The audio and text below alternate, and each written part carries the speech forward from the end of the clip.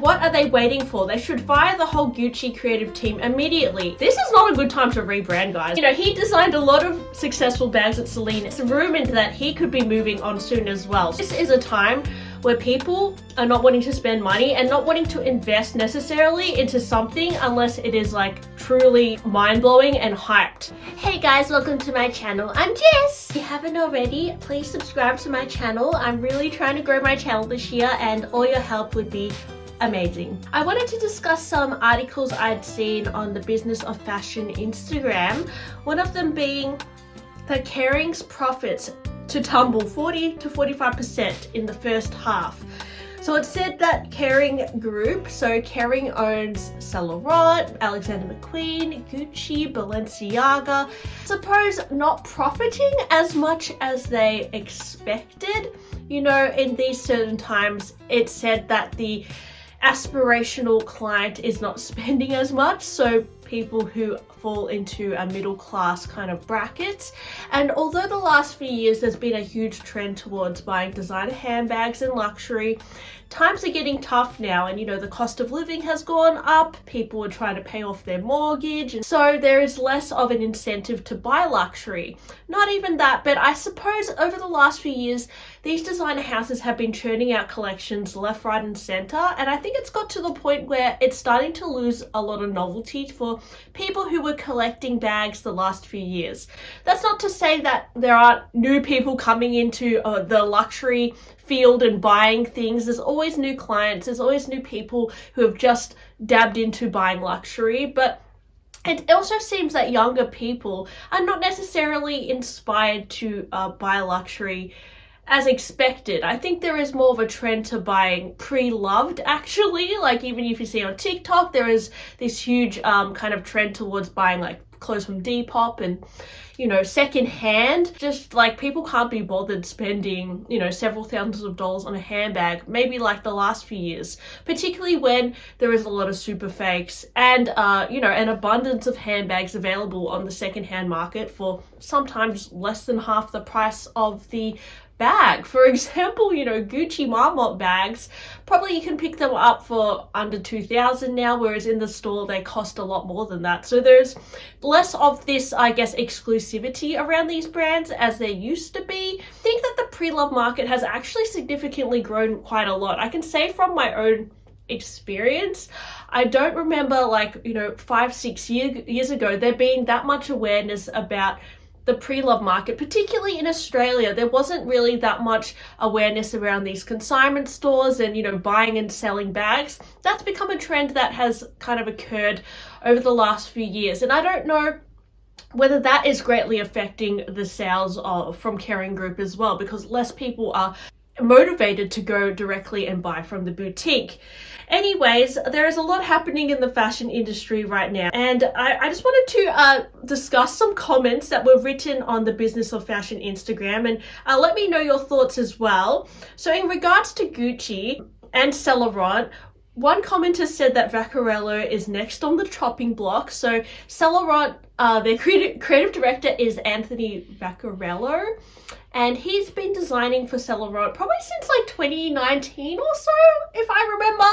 So it's been, you know, quite a few years, and he did make like the Cassandra shoes really popular, you know, the ones with the YSL heel, and he's released a lot of it bags, like, you know, you've got the it card bag, and you know, he's done quite a few bags, although I would say like the most successful Saint Laurent bags, the Sac d'Azur, the College, the Kate, all came from Eddie, who, you know, went to Celine. So yeah, maybe it is time for Vaccarello to move on, but I don't know if this is the best time for a rebrand for Saint Laurent as well, because when Eddie came to Saint Laurent, he completely rebranded Saint Laurent. He dropped the eaves, he changed the font, he changed the aesthetic, and I don't know if you guys have noticed, but Celine's aesthetic currently now is very much like Saint Laurent's aesthetic when Eddie jumped on board. And it seems like when creative directors move around and go to different brands, sometimes they completely change a brand, and that actually it can sometimes work, but it's risky. It's like a 50-50 chance it's gonna work. I would say in terms of Celine, At first, when Eddie went to Celine and, Phoebe Philo left, there was a lot of diehard fans of Phoebe Philo. It's actually quite surprising that she left, but in any case, when Eddie went to Celine, there was a lot of people disgruntled about it and saying, I don't like Celine like this. They dropped the little apostrophe thing and everything looks like Saint Laurent. When he went to Celine, like the store layouts, the branding, the font, the teddy jackets, the bombers, the leather jackets, that whole like skinny, disheveled look, that's very much Eddie. So, yeah, but then it took a few years for Celine to become like one of the hottest brands. And you've got the Triumph now, you've got so many bags that he designed, like the, what's that one that Lady Gaga wears? I keep thinking, I've got a mental block. Anyways, I know I'm crazy, but, he designed a lot of successful bags at Celine as well. However, it is said that it's rumored that he could be moving on soon as well. So if he leaves Celine, I think that's actually going to put Celine in a very bad situation. But this is not a good time to rebrand, guys. Like, this is a time where people are not wanting to spend money and not wanting to invest necessarily into something unless it is like truly like mind-blowing and hyped. When you think about the times a few years ago, 2016, 2017, when Alessandro Michele came to Gucci, he created this huge hype around Gucci, and yes, the designs were amazing and everyone loved all that over-the-top fashion, but it was a time where people were feeling more spendy as well. For some reason, prices were a little bit lower.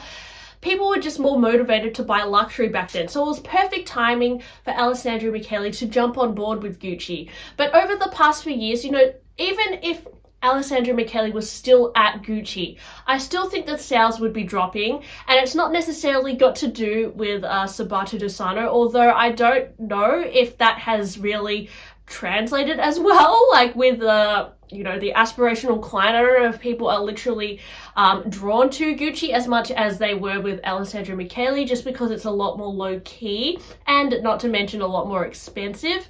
Let me know, guys, do you like Sabato de Sarno's Gucci or do you prefer Alessandro Michele's? Because for me, I actually like the Sabato de Sarno vibe, but it's been said like a lot of people are not loving it. So another commenter said that, what are they waiting for? They should fire the whole Gucci creative team immediately. It was a big mistake, but they should move on fast before it's too late. Sabato de Sarno is nobody, and it looks like the whole team around is so weak that there's just emptiness and boredom coming out of this. They are destroying the brand. But what is crazy is that it looks like nobody is reacting to take action. Then another commenter says, not before firing the entire Balenciaga team, which is long overdue after that campaign.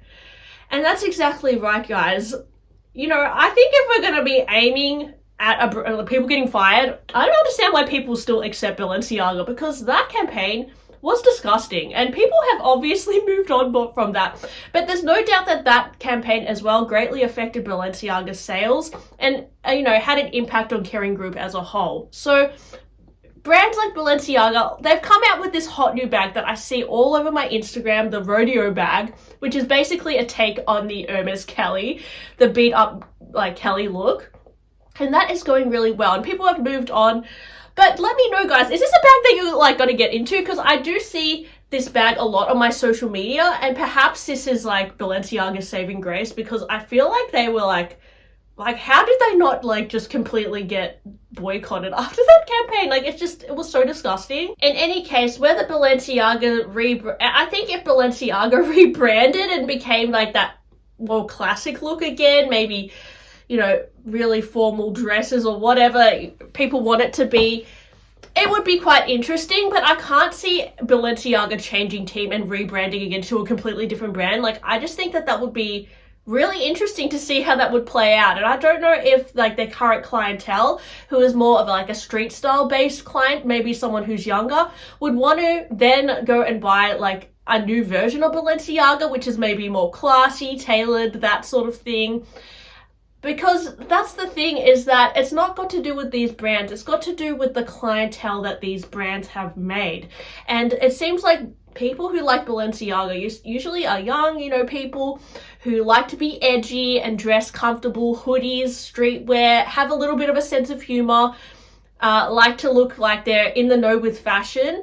And if they rebranded it and became, say, like, I don't know, Valentino or something with these like party dresses and whatever, their old clientele would probably not shop there anymore. And the problem is when brands rebrand, they lose a lot of their old clientele and they have to recruit new clientele. But so because I feel like a lot of these brands are rebranding at the moment, they're in this transitional phase where it's going to take a few years before things start working with that designer. I mean, if you look at Celine as well, at first it wasn't received that well that Eddie was at Celine. A lot of people were saying, you know, I miss the old Phoebe Philo days.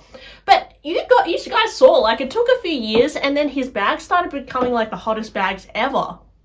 And if you even look at Miu Miu right now, they weren't really on everyone's radar a few years ago, but now look what's happened. It's taken a few years and then now they are trending. So although there is this like the kind of trend towards saying luxury is dying, luxury is dead, it's kind of in a lull at the moment because I think a lot of like brands are just in this transitional phase and it's going to take a few years for people to like start hopping on board again and, you know, investing their money in the brands because a lot of their old clientele is confused, especially with Gucci. Like people who like that over the top fashion, maybe Disney collabs and all that, are not going to necessarily like the new Gucci, which is a little bit more classic, perhaps a little bit more minimal. They do have their crazy elements as well, for sure, but definitely not as much focused on the logos and that sort of thing.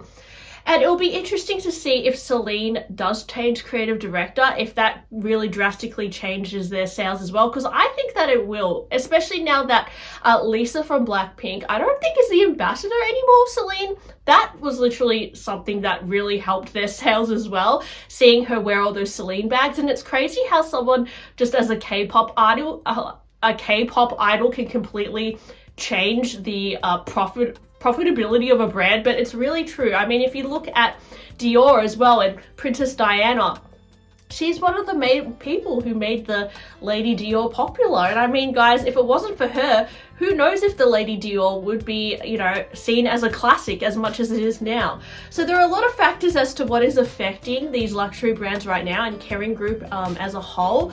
I mean, even if you look at Alexander McQueen, I can't remember the last time that they had like a hot item apart from those platform sneakers.